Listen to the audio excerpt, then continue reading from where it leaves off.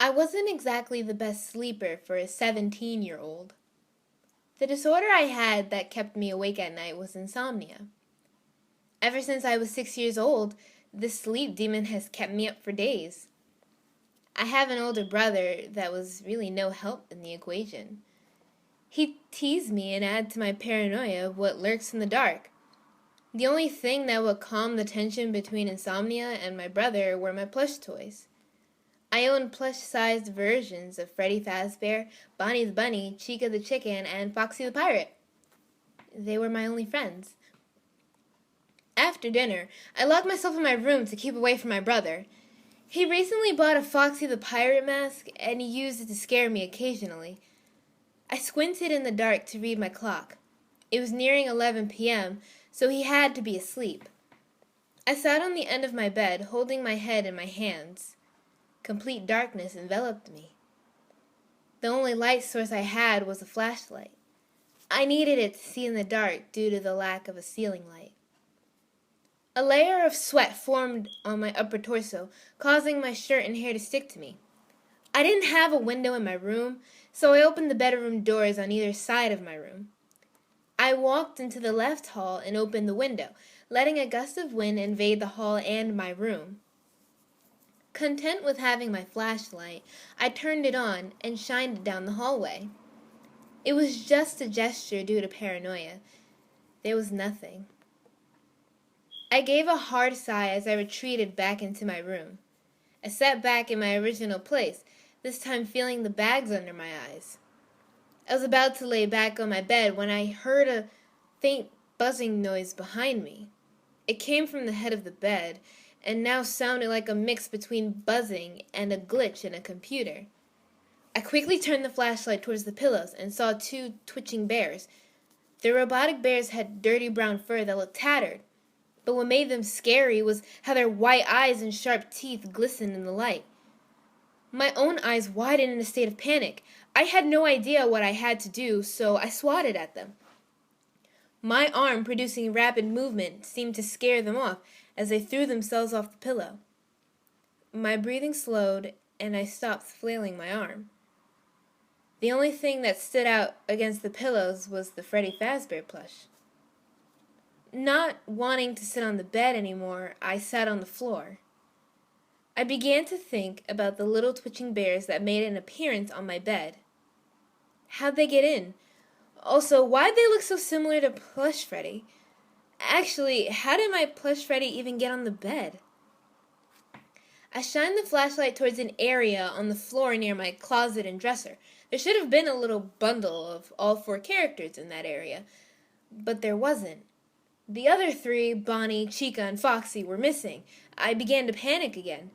I checked under the bed for them, but none were there. I walked over to the door on the right. While approaching, the sound of breathing increased in volume. Feeling a rush of adrenaline pump through me, I shined the flashlight down the hallway. I instantly regretted doing so and quickly shut the door. The thing I caught a glimpse of had at least 2 rows of needle-sharp teeth. The color it adorned was a dark yellow, and I believe it had an orange beak. It had holes in its fur and looked tattered like those little Freddy bears. While listening to the breathing through the door, more questions stormed my mind. Why did that thing have a similar appearance to Chica? Why was it here? I slowly opened the door, a wave of relief hitting me. There was no killing machine in the hallway, but I happened to find my Chica plush lounging on the table near the window. I nervously chuckled as I rushed out into the hallway, grabbed the Chica plush, and then rushed back inside my room. I set the yellow chicken on the bed next to Freddy. Once I turned around, I froze.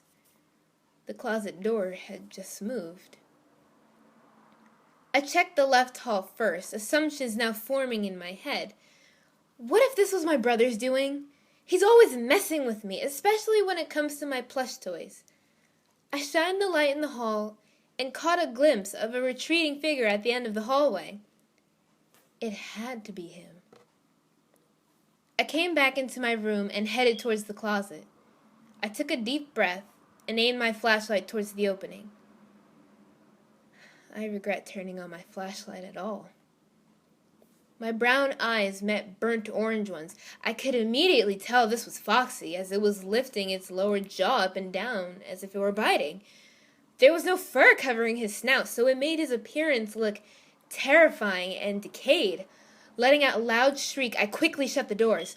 I breathed heavily as my shaking hands kept the closet doors closed. My heart was beating against my ribcage so hard I thought I might vomit.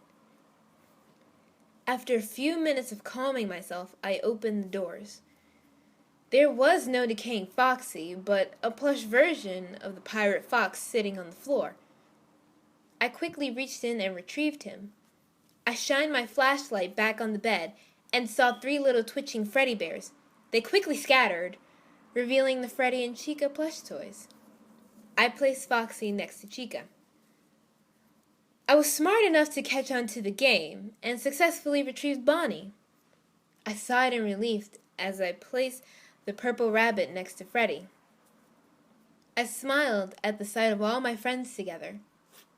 A yawn escaped my mouth as I sat on the end of the bed. Now those creepy representations of my friends were gone. I turned the flashlight off and laid my head on my pillow. I glanced at the clock on my nightstand. It read 5:56 a.m. I closed my eyes, feeling like I could actually get an hour of sleep. The only disturbance in the still air was the sound of breathing. Telling my brother to knock it off, I opened my eyes. I screamed in pure fright. The nightmarish visitors that resembled my Freddy Fazbear plush toys crowded around my bed. I screamed for help as their worn-down bodies began attacking me. They scratched my arms and my upper torso. I felt Bonnie dig his fingers into my side, colliding with my hip bone.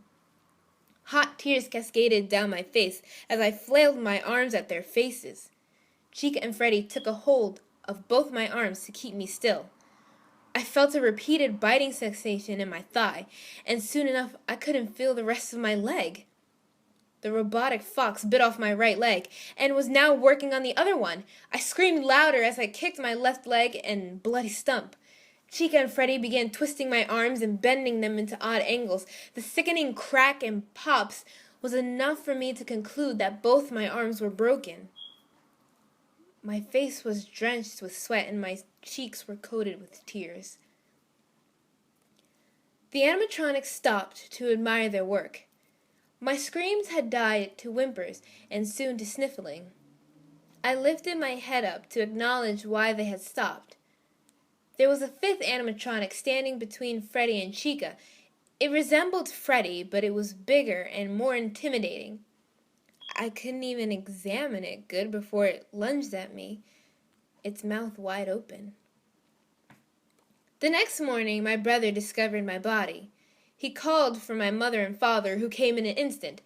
My father rushed to the living room to call 911 while my brother comforted my mother.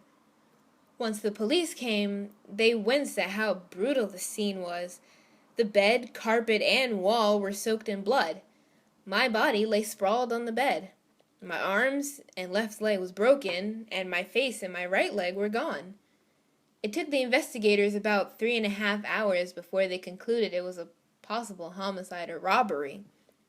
They suspected the perpetrator must have climbed through an open window, which was the window left open in the left hallway. They said I must have gotten in their way, so I was faced with a torturous death. As for the bloody stump and missing face, the perp must have brought another accomplice or an animal with them. They did find fur on the ground that had to belong to some sort of animal.